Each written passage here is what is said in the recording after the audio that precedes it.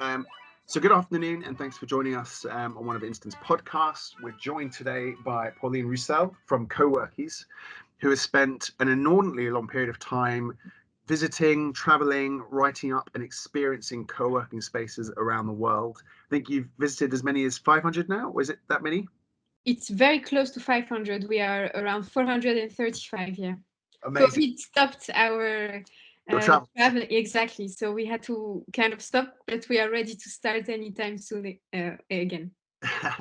And obviously, having read some of the book and understanding about what you're trying to do, we're passionate advocates of co-working and flex, and also of just the sheer variety of spaces there are in the world. And that's one of the beautiful things about the industry. It's just how different it is and how much choice there is. Do you, Before your book, were you really aware of just how many spaces there are? Because it always blows the mind of most people from the industry, so they truly get to experience just how much variety there is out in the co-working world.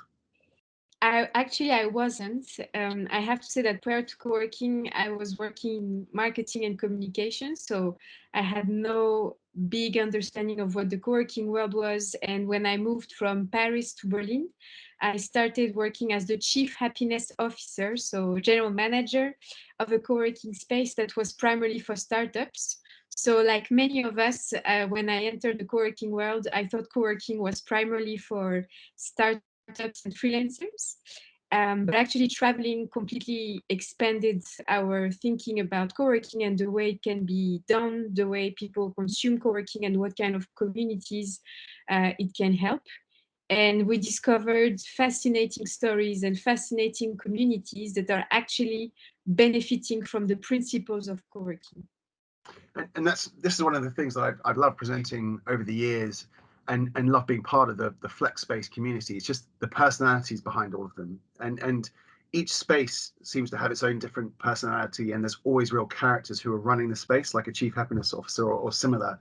It Yeah. seems to be an industry that attracts people who think slightly differently. I'd like to say. Would you agree with that? I definitely agree with that, and I like that thinking. It's very interesting because very often, when we talk to co-working operators, sometimes some of them see each other as pure competitors, and some others they have a different thinking. They're like, actually, there is room for everyone, and we tend to agree with the second line of thoughts that in the co-working world there is actually room for everyone because we believe that co-working is the same dish that everyone cooks differently. So some spaces will add certain spices to their recipe which will attract certain kind of members, let's say corporate companies or startups, but then some other spaces will add the spices that will rather fit for parents or for beauty professionals. And that's the way we love to see co-working and even the flex world more generally, in the sense that everybody can build their own recipe around it. And that is definitely a metaphor I'm going to steal for one of my next presentations, because that's Please do. exactly right. Because it is a really different way of using space to attract different clients, and thinking of it from a business sense.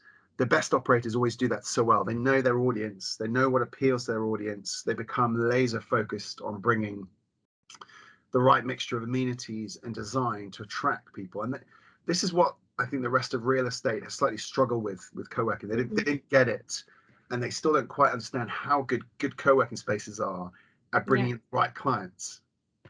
And I think also one of the issues in general for co-working operators sometimes we feel is that they don't really get their why. Why are you doing this? Yeah. Sometimes we meet people who say, well, I didn't like the spaces I was using and I thought I could do it better. But we are like, yeah, but you need to dive deeper to what's your why, what's the reason behind, what would drive you every day to, create amazing experiences in the workplace for people. Like, what's your why? Why are you doing this? What's driving you? And we tend to see that spaces where have incredible experience or offer something very unique, they know their why so well and they know what kind of difference they want to bring in the world of workplaces, that the rest seems very easy for them because they just narrow down their vision and mission so well that then it just flows from there. No, exactly, and that's why even during the darkest days of the pandemic, I still had a lot of hope for the sector, that they'd get through it because their clients were loyal and their clients trusted them, and they were very good at building that out. Do you think as well that the pandemic has sharpened the saw in that regard. They've become even more focused now for knowing exactly what they need to do to continue the model and to succeed despite the difficulties of the last 2 years. I feel that, and I also feel that in a way it created a stronger relationship between the operators and their clients, because in the midst of the pandemic, they had to really, a lot of the operators wanted to understand how they could support their clients at best. So not only did they have to support their own business to make sure they don't shut down, but in the meantime, they were like, we need to keep on creating value. We need to keep on supporting our community. And I think it brought them very much more close from their communities. And so I think the value they are creating from now on is even more impressive than what they were doing before, because they also it also opened up new lines of opportunities. I mean, for many operators now, they understand how to do remote work, or how to work with remote workers, how to work with larger companies. But there is also this willingness and desire to innovate and look into new opportunities like virtual co-working. So how can you extend your community beyond the physical space and start bringing people who, let's say, don't necessarily live in London, but could still benefit from being connected to your community? What do you think means that they're filling up sooner than the normal offices? My personal thinking is lying behind community. So there is this sense of belonging somehow that co-working spaces were able to create and reinforce throughout the pandemic, as we were just discussing, the fact that they were very close to their members, constantly trying to keep on creating value with them and not just for them. I think in the midst of the pandemic and the fact that we were so cut off from each other, now people, they really crave for connections that goes beyond just work. And I think co-working spaces, they offer already those kind of experiences. They have events, they have wellness sessions. Many of them do other things than just work, learning opportunities, educational spaces. So I think people now, they see that in co-working, and they see that they can not only connect to their teams, but there's so much more things they can do within the space. And also, I think co-working spaces in general now starts to be located in places that are closer from home of people, so they don't have to commute for a very long time. They can find a space next to where they live, which also makes it easier for them to go to work. You know, you don't have suddenly to take the metro for 45 minutes. You can just go somewhere within 15 minutes of where you're based. Can the model be the same, or do you need to adapt it and make it slightly different if you're in suburban or regional locations? Because I think everyone imagines a certain co-work experience, but will it work if you put it in a suburban or a countryside environment? From our experience, and we visited many co-working spaces who are in what we call second or third tier type of cities, or even in the middle of the mountains. The co-working spaces there, they tend to become social spaces.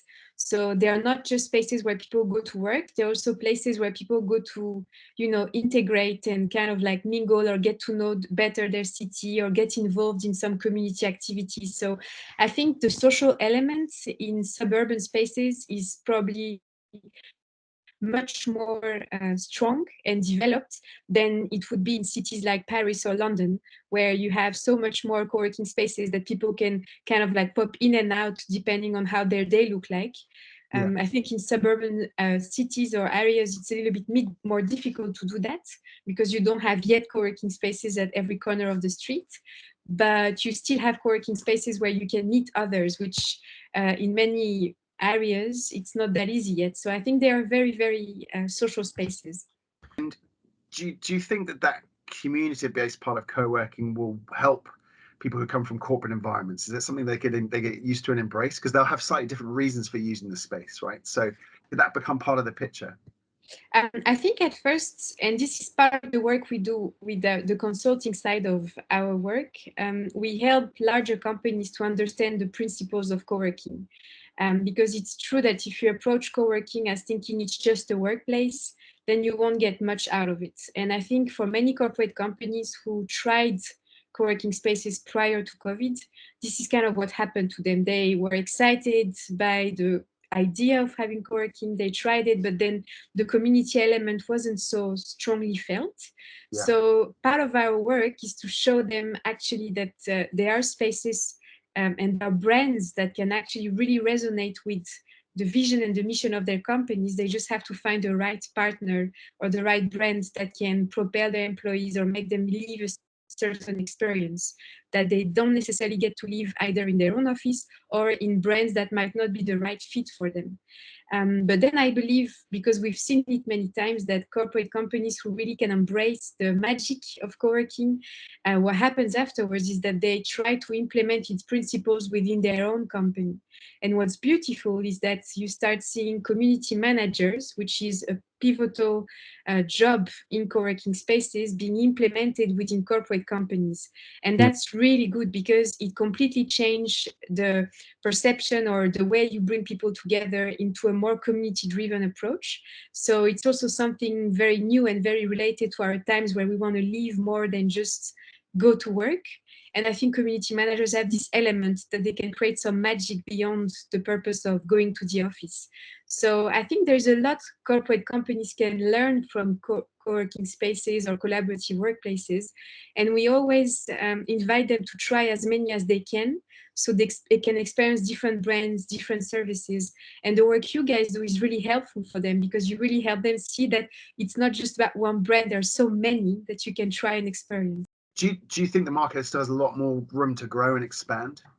Yeah, I definitely believe so. I think, as you just said, it's very right that we will see more and more niche co-working brands starting. So, for instance, now you start to see more and more co-working starting for chefs or for companies that are growing around food or centered around wellness, around parents, around so much more than just going to work. There's like so many communities. Even in the book, we highlight a co-working brand in the US that targets elderly people. So, it's like it can touch so many generations that are not just people who go to work to produce some work. So I think co-working has much more room to grow and develop, and especially in regions where it's still not very popular. I think in places like London, Paris, or even Berlin, when I am now, co-working is very well known and people consume it the same way they would consume restaurants or cafes. But you still have many cities in the world, and especially second and third tier cities, where it's still not there, and it will come, definitely. And particularly because I think that the pandemic, if it's done one thing, has made us realize the need for community and company and not take it for granted in a way that we would have foreseen 3 years ago, right? It's made us appreciate, if not the office, but workplace experience and how that Exactly. And the office going experience, I think before the pandemic, many companies were just thinking that you need to go to the office from 9 to 5, you need to sit and do your job. But actually now, because of the pandemic and the fact that many big companies and everyone kind of saw that you can actually work from anywhere, still be productive, still be connected to your team. And of course, it brings a lot of new challenges. But for companies who start to integrate co-working within their solution or their workplace strategy, I think they will see also a very big, a different perception within their employees of like, okay, now I have the power. I can choose where I want to work every day. I can go to the office. I can stay home. I can work from a co-working space in this neighborhood, this neighborhood. It makes your life much easier also. and much more variety. Final question for you, only because I'm totally biased because I love the beach personally. What was your favorite co-working space you found near a beach or near the sea? I mean, to be honest, in Portugal, they have quite a few that are quite amazing if we talk about Europe. But then I also know that in Asia, you have quite a few, especially in Thailand, that are quite amazing. Or in Sri Lanka, if you have the opportunity to go there, there are quite some spaces near the beach. In the book, we also talk about one in Hawaii. Yeah, I'm Where sorry, people that's I'm actually going to Hawaii, definitely. Yeah.